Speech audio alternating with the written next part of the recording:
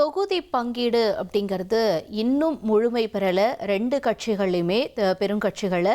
அந்த வகையில் தற்பொழுது நாம் பார்க்கக்கூடிய இந்த முக்கிய செய்தி, மார்க்சிஸ்ட் கம்யூனிஸ்டுக்கு 5 தொகுதிகள் தான் ஒதுக்க முடியும்னு திமுக சொல்லியிருந்த நிலையில் இப்போ ஒரு முக்கிய ஆலோசனையில் ஈடுபட்டிருக்காங்க. மாநில செயற்குழு ஆலோசனை கூட்டமாக தொடங்கியிருக்கு.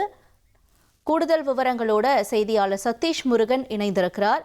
சதீஷ் முருகன், வணக்கம். தொடர்ந்து இவங்க கேட்டிருந்த தொகுதிகளை குறைச்சி ஒரு 5 தொகுதிகள் தரேன்னு சொல்லியிருக்காங்க. என்ன நிலைப்பாடில் இருக்காங்க இப்போ வரைக்கும் மார்க்சிஸ்ட்? இந்த ஆலோசனை கூட்டத்தினுடைய முக்கிய தகவல் என்னவா இருக்கு?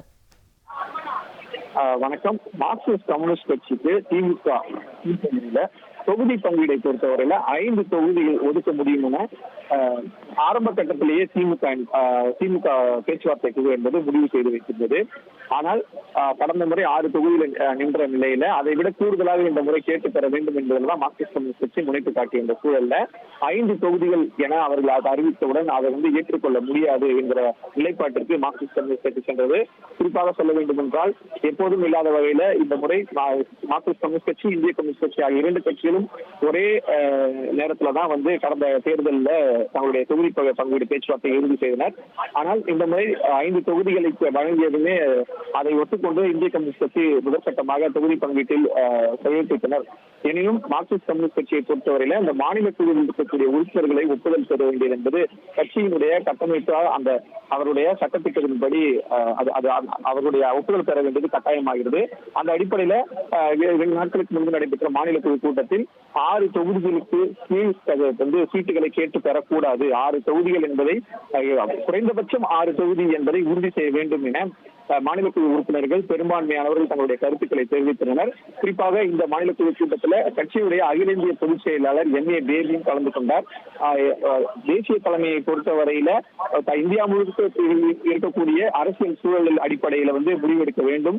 இந்தியா கூட்டணியில நம்ம இடம்பெற்றிருக்கிறோம். எனவே இந்தியா முழுவதும் இருக்கக்கூடிய இந்த காங்கிரஸ் தலைமையிலான அந்த இந்தியா கூட்டணி அந்த அரசியல் சூழலுக்கு ஏற்றாற்போல் தமிழகத்திலும் நாம் முடிவெடுக்க வேண்டிய தேவை இருக்கு.